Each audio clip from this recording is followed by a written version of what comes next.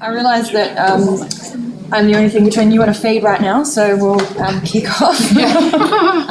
I'll start by acknowledging the Wurundjeri peoples as the traditional custodians of this country where the project sits, and also acknowledge that at the time that we were designing this project, we were also engaging with Bunurong and Woomera because there wasn't yet a determination of the registered Aboriginal party, which made for quite an interesting engagement process and really informed the design because we weren't...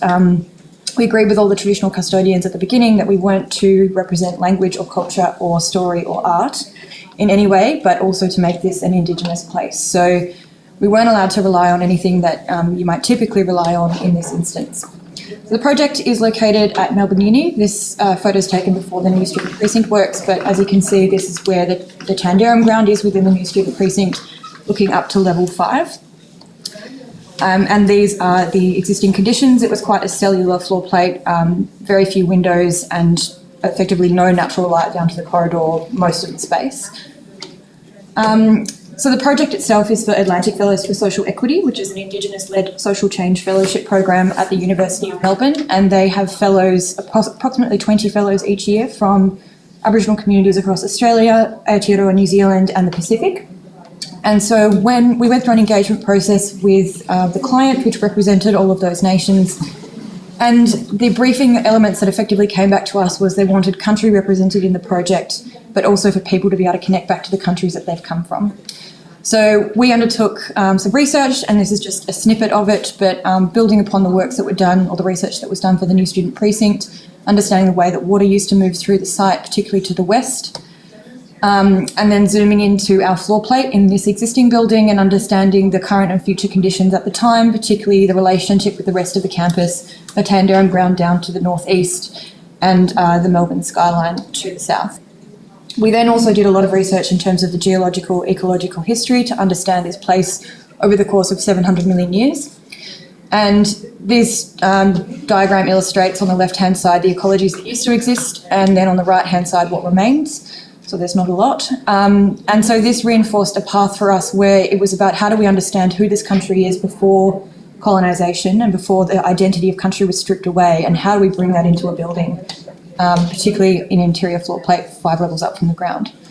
So in all of that research, we came to a determination that effectively on our site, this is a picture of Mary Creek, so it's not the actual creek because the creek's been undergrounded, but it's the closest one we could find.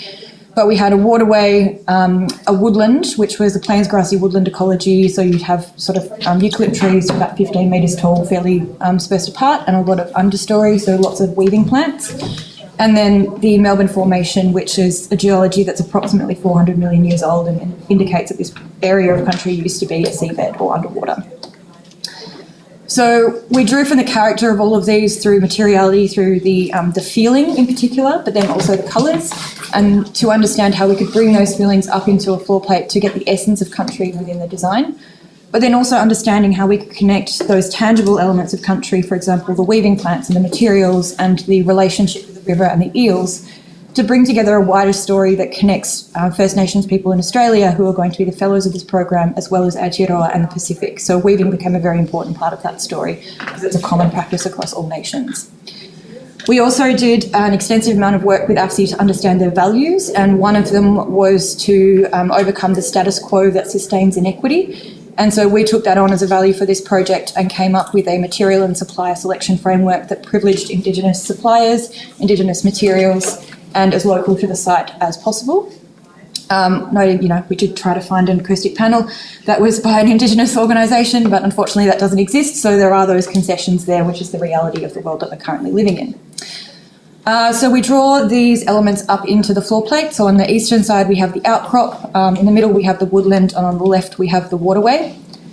And to give you a quick overview, you come out of the lifts into the welcome space where there's a message stick installation. So the important driver for the client there was a moment of cultural expression immediately as you entered into the floor plate. Then you move through into the knowledge room, which is a multi-purpose room that can be used as a boardroom but also broken up, and tables moved around to be used for workshops for the fellows when they came in. 4 is the fellows' workspace, so it's a place that they can take over and use as they wish. 7 was very important, it was the kitchen.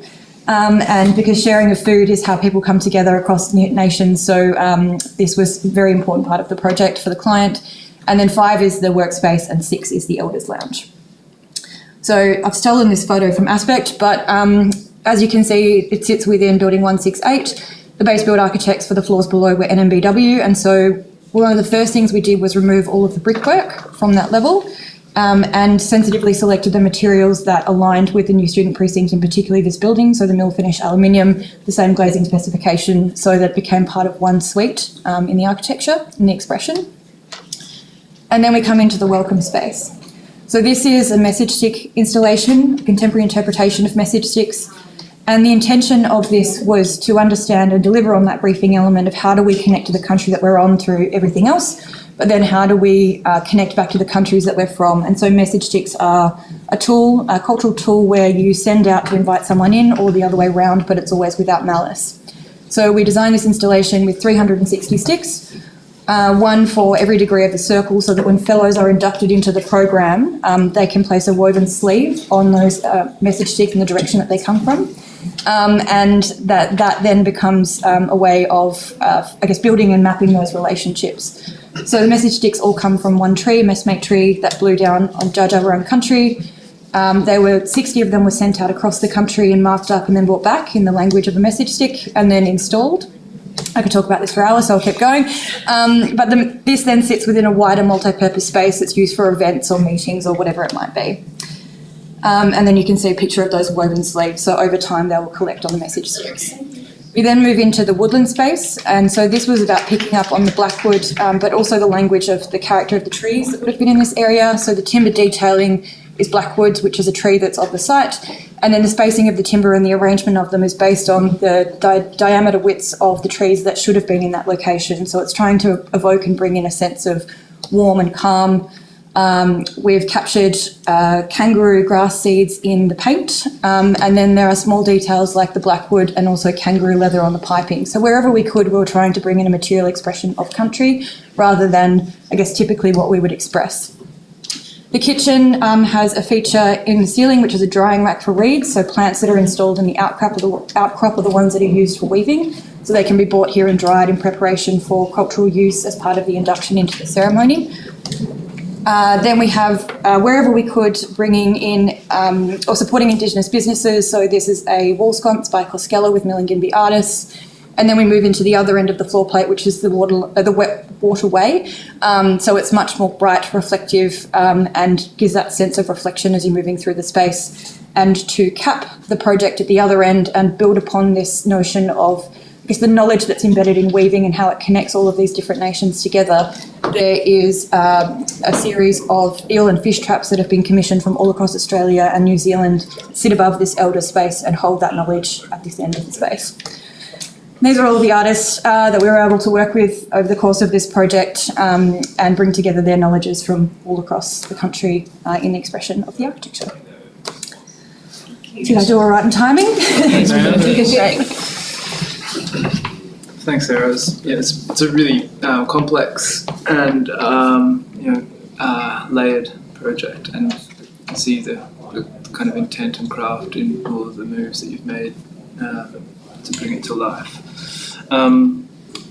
Maybe could we talk a little bit about that connectivity between the interior and the exterior space, because it feels like that does become part of the project in a way. Yeah, so this was all previously brick with those small black infill windows that we showed you before. Yeah. And so we took out all of this glazing, and they're all operable windows, so you can open it up, you can have the breeze come through. It's actually quite lovely because the message sticks just start to dance in the wind. Yeah.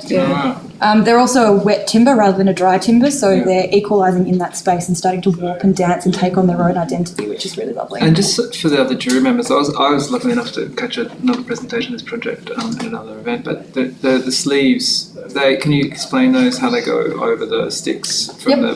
So they're woven flat and then they're sewn together as they're turned around and come up and pinned on. And so effectively, when you lay down a map, if I was in the middle of the circle, my message stick would be going down towards Tasmania.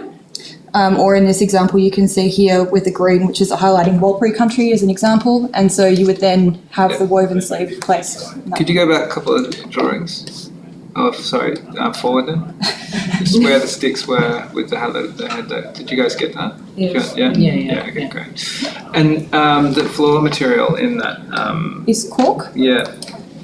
We originally were trying to bring in material of country, but unfortunately we had a lecture theatre underneath us, so we couldn't use a brick tile for the acoustics. So we brought in cork as a sustainable option rather than the carpet tile, and the direction that the cork is laid is reminiscent of how the Melbourne Formation, when it intersects with a river, gets pushed up, the geological activity. So all along the Birrarung, on one side you'll see bluestone, on the other side you'll see the Melbourne Formation. And so there's lots of subtle little cues that don't have enough time to explain. But they're there, and when they're known, and fortunately the client loves the design, and so they've actually built an entire website that talks about all of these layers and histories, because they wanted the story to continue even when they're no longer part of it. Great. Which is really nice. Thanks so much. Thank you.